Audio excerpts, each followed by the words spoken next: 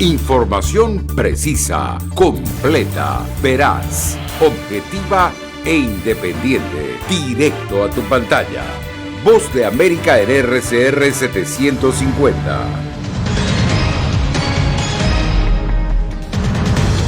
Gobierno y liderazgo republicano retoman las negociaciones para evitar que Estados Unidos caiga en impago de la deuda el 1 de junio. En Florida, varios sectores de la economía ya empiezan a sentir el impacto de la ley migratoria que fue sancionada por el gobernador Ron DeSantis. Después de muchas negativas, Ucrania logra apoyo con el suministro de aviones de guerra tras la cumbre del G7. Sacamos a 2 niños que estaban hasta el fondo de toda la multitud. Y el gobierno de El Salvador investiga la estampida que dejó 12 muertos en un encuentro futbolístico.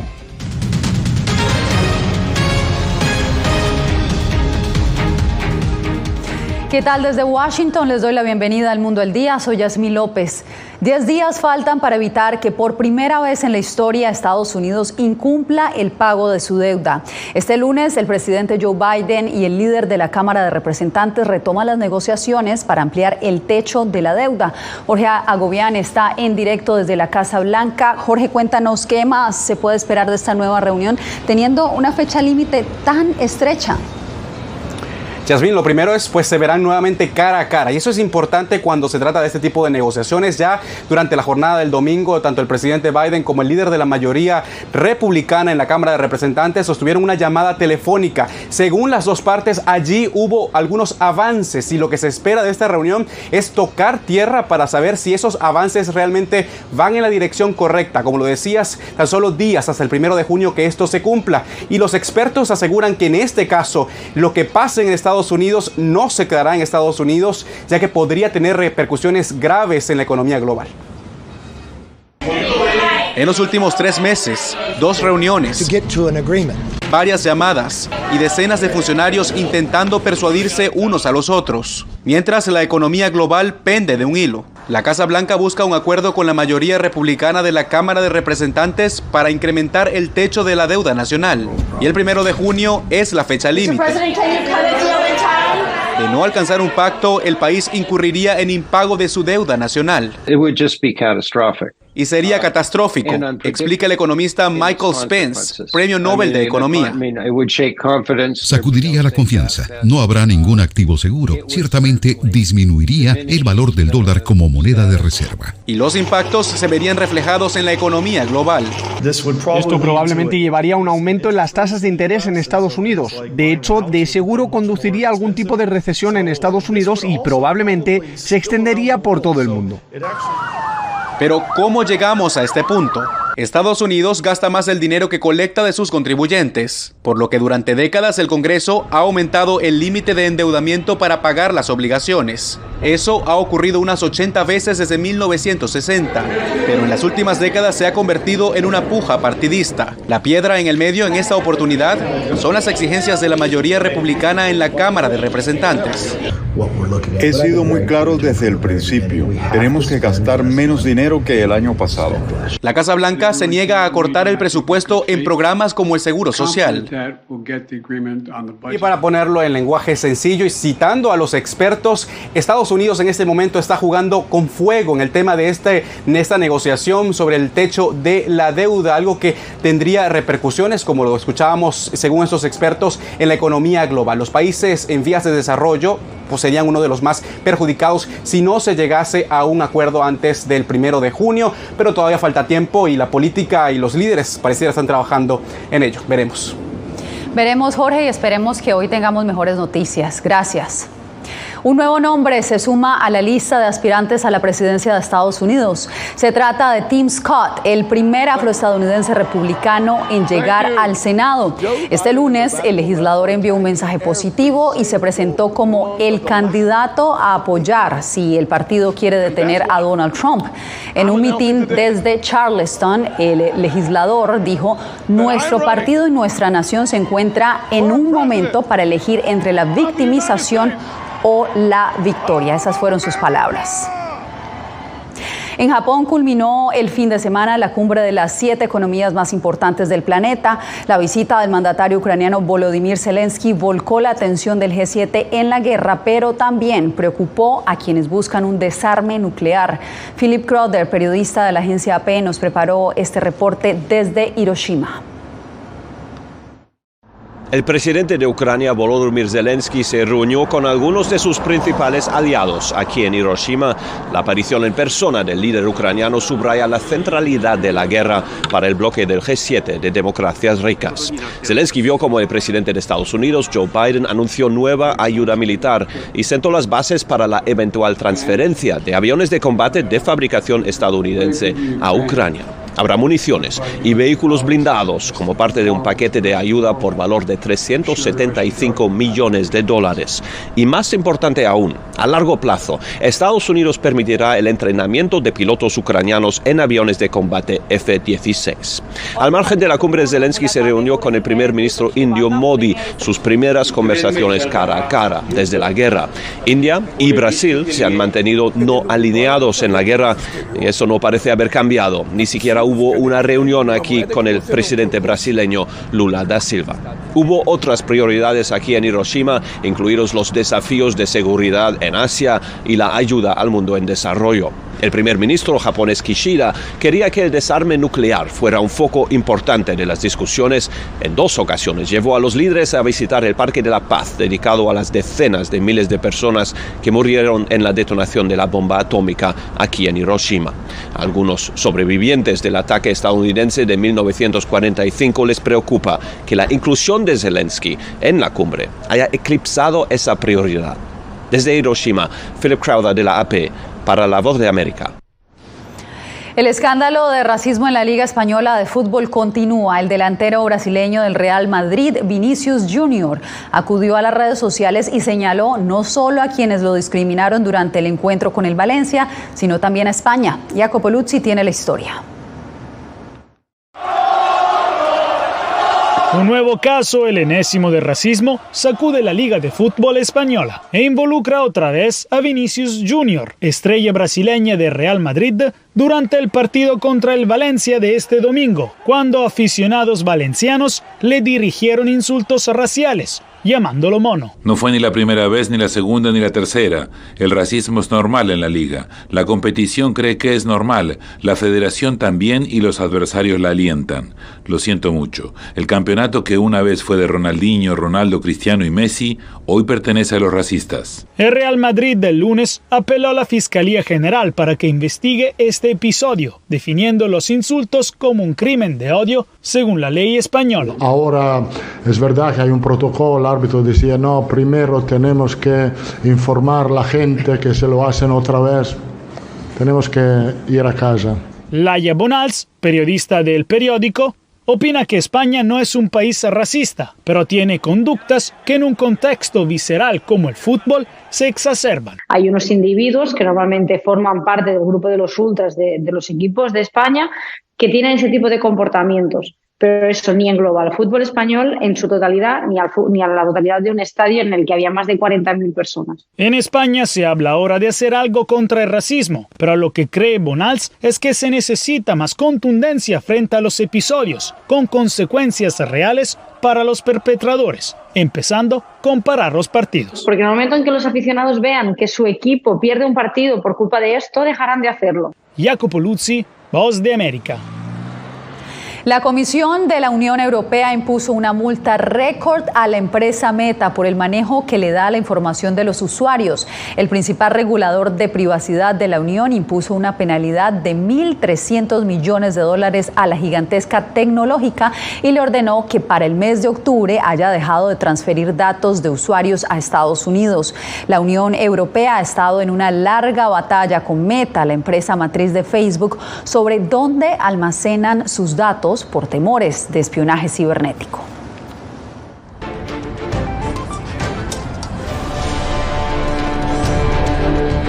En Orlando, Florida, trabajadores y residentes temen una escasez de la mano de obra en áreas del turismo, agricultura y servicios tras la aprobación reciente de una ley migratoria. José Pernalete nos informa que ya se empiezan a sentir las primeras secuelas de la legislación. En la ciudad de Orlando, localizada en el centro de Florida, la construcción de algunas obras se ha detenido por la inasistencia de trabajadores. Según la ONG Hope Community Center, una gran parte de los empleados son migrantes sin permisos de trabajo que están atemorizados por la ley migratoria firmada por Ron DeSantis, el gobernador de Florida. De acuerdo con esta organización, la ley atenta contra el libre tránsito de personas cuando establece que el traslado hacia Florida de ciudadanos de otros países en situación irregular puede ser penado hasta por 15 años de cárcel para el responsable y deportación para el inmigrante a bordo del vehículo. Hay más de 700,000 personas que son ciudadanas americanas que tienen familiares que son indocumentados. Entonces, estas personas también son las personas que tampoco pueden salir del estado con su propia familia. La ley aprobada en Florida busca evitar la migración irregular y neutralizar las operaciones de crimen organizado a través del tráfico humano. La organización Hope tiene como objetivo divulgar las posibles violaciones de libertades civiles cuando las policías estatales, condales o municipales apliquen esa ley. La falta de obreros en las construcciones de Orlando enciende las alarmas entre algunos residentes. Muchas obras, la mayoría de las obras grandes están paradas. La cosecha está parada también, las hortalizas están echándose a perder. Orlando se caracteriza por la actividad turística vinculada a los parques temáticos de entretenimiento. José Pernalete, Voz de América, Orlando, Florida. La asistencia a los migrantes recién llegados le está costando a Nueva York recortes presupuestarios en su programa de alimentación a mayores, lo que amenaza con dejarlos en una situación de vulnerabilidad. Ángela González nos acompaña en vivo. Ángela, adelante con la información. Así es, Yasmín, pues este es uno de los recortes anunciados por la administración de Eric Adams, y esto ante la dificultad presupuestaria que enfrenta a la ciudad debido a la llegada de decenas de miles de inmigrantes, y que deja justamente a estas personas mayores en una situación de incertidumbre y vulnerabilidad. El programa de entrega de comidas puerta a puerta fue el salvavidas para muchas personas mayores durante la pandemia, ya que estaban en riesgo de contagiarse en lugares con multitudes. Como ya soy mayor, para la pandemia me llevaban de todo a casa. Abelardo entrega entre 2.000 y 2.500 comidas al día y dice que un 30% de la población beneficiada es hispana. Las personas más vulnerables que tiene la ciudad de New York, recientemente salidos de un hospital o de un home, que no pueden valerse por sí mismos, que no pueden cocinar, les brindamos estas comidas. Estas son shelf stable, que se pueden quedar en una alacena por mucho tiempo. Y también le llevamos comidas calientes, comidas congeladas para la semana completa. Pero la administración de Eric Adams anunció que recortará $12 millones para este programa a partir del año fiscal 2024 y casi $6 millones por cada uno de los siguientes 3 años, lo que quiere decir que personas como Epi se tendrán que valer por sí mismas. Lo que sufrimos somos las personas mayores y no podemos hacer nada, nadie puede hacer nada. Ellos hacen lo que quieren, nadie puede hacer nada. Este anuncio se da justo cuando el segmento de la población de mayores de 65 años va en crecimiento y 1 de cada 5 neoyorquinos se encuentra en la tercera edad, según el centro Urban Future. Al menos 233 adultos mayores están a la espera de este servicio y otros 955 aspiran a reunir los requisitos. Y es que la población de adultos mayores incrementó a más de 363,000 en la década pasada en tan solo Nueva York. Esto según datos de The Center for Urban Future, quienes también agregaron que la pobreza ha incrementado en especial en aquellos que son inmigrantes y de color, y justamente también va en aumento. Yasmín. Ángela, te agradezco por el reporte.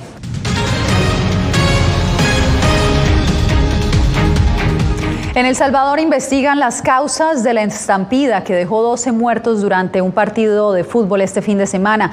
Raquel Herrera habló con un sobreviviente y nos tiene su testimonio.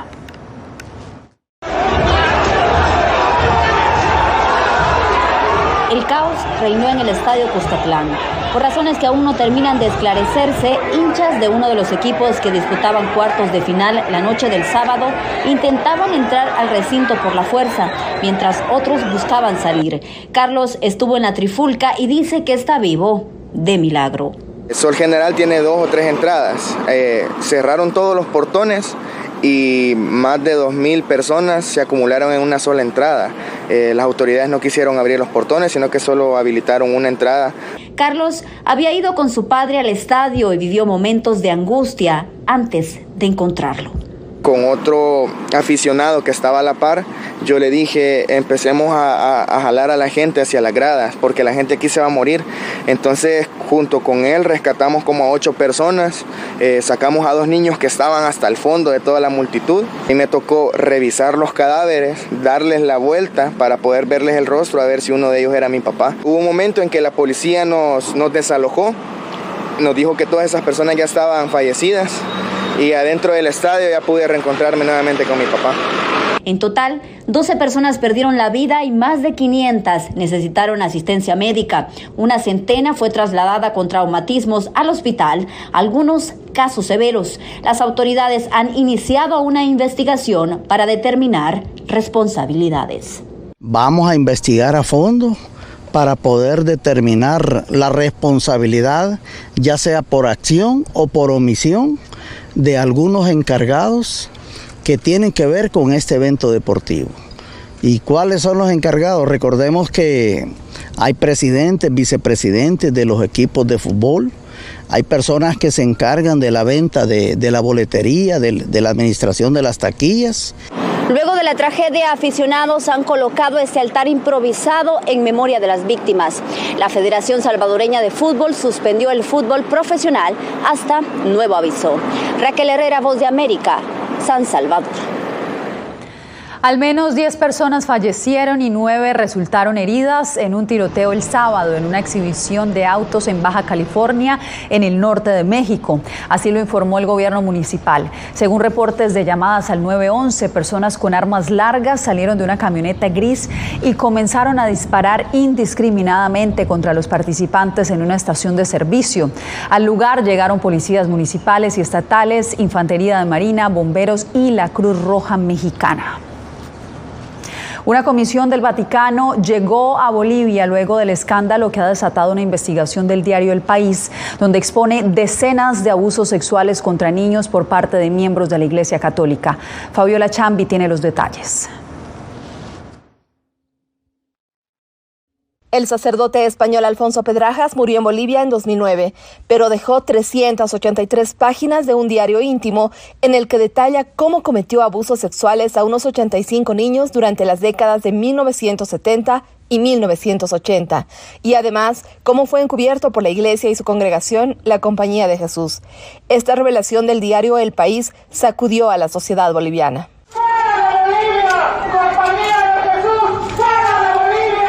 Más denuncias salieron a la luz y se investiga a otros sacerdotes aún activos. Hay todavía algunas personas que han participado y han conocido de estos hechos delictivos, tan abominables, claro, que estaban en cargos trabajando, ¿no?, en la Compañía de Jesús particularmente. El Procurador General del Estado pidió que los colegios administrados por jesuitas sean intervenidos y la Iglesia Católica se pronunció ante la ola creciente de reacciones en contra de los sacerdotes. Sabemos que no son todos los sacerdotes. Hay que investigarlo y hay que hacer justicia, seguro. Pero lo que pedimos aquí es que no se politice esto. Ya se encuentra en Bolivia el monseñor Jordi Bertomó, hombre de confianza del Papa Francisco y conocido como el agente 007, encargado de investigar a fondo los casos de abusos sexuales en la Iglesia Católica. Fabiola Chambi, Voz de América, Bolivia.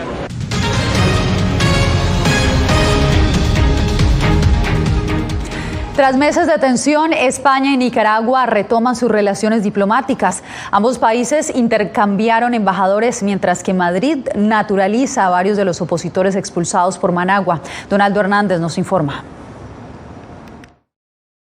La activista Alexa Zamora fue una de las primeras 14 opositoras en recibir la nacionalidad española, luego que el gobierno de Daniel Ortega la despojó de su nacionalidad por supuesta traición a la patria. Alexa es parte de la lista de 316 personas que han sufrido la apatridia desde febrero de este año. Lo recibo con muchísimo entusiasmo, sobre todo pues por el respaldo legal que esto implica y la recuperación de la existencia legal como individuo. Paralelo a la nacionalización de opositores nicaragüenses, España y Nicaragua han retomado sus relaciones diplomáticas. Luego de casi un año de tensiones, han nombrado embajadores en Madrid y Managua. Aunque han surgido muchas críticas, muchos expatriados han defendido esta decisión. La última opción de los países ha sido romper definitivamente las relaciones diplomáticas. Y sociólogas como Aide Castillo consideran que la diplomacia siempre ha funcionado en Nicaragua.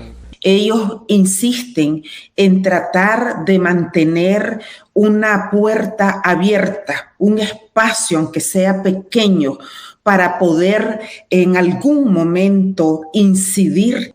El gobierno de Managua no se ha referido a la decisión de España de otorgar nacionalidad a los expatriados y tampoco sobre el nombramiento de embajadores en ambas capitales. Donaldo Hernández, Voz de América.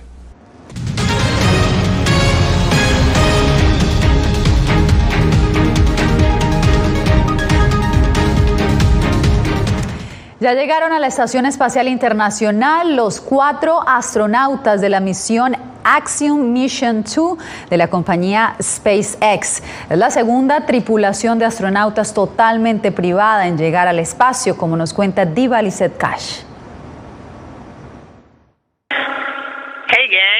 Hola, pandilla. Esto es Dragon Freedom, aquí con una nueva tripulación a bordo de la órbita. De esta manera saludaba Peggy Wilson, ex astronauta de la NASA y comandante de Axiom Mission 2, al segundo equipo de astronautas y con representación de Arabia Saudita, enviado a bordo de la nave espacial privada SpaceX a la Estación Espacial Internacional, donde permanecerá durante una semana.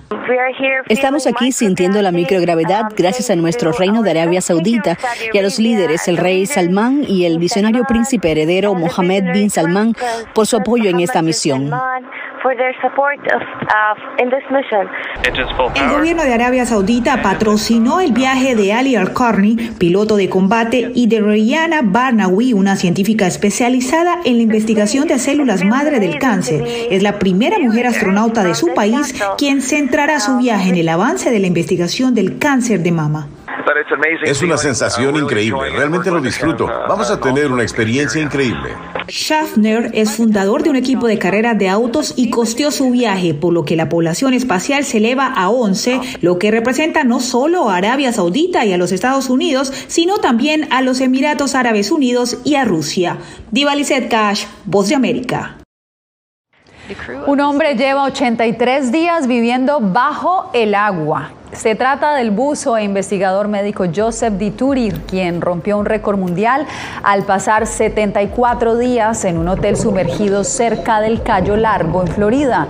Dituri dice que planea permanecer bajo el agua hasta el 9 de junio, cuando alcanzará la marca de los 100 días. Parte de la misión consiste en monitorear la respuesta de su cuerpo a la exposición a largo plazo a presiones externas. Con esto me despido por hoy. Voz de América.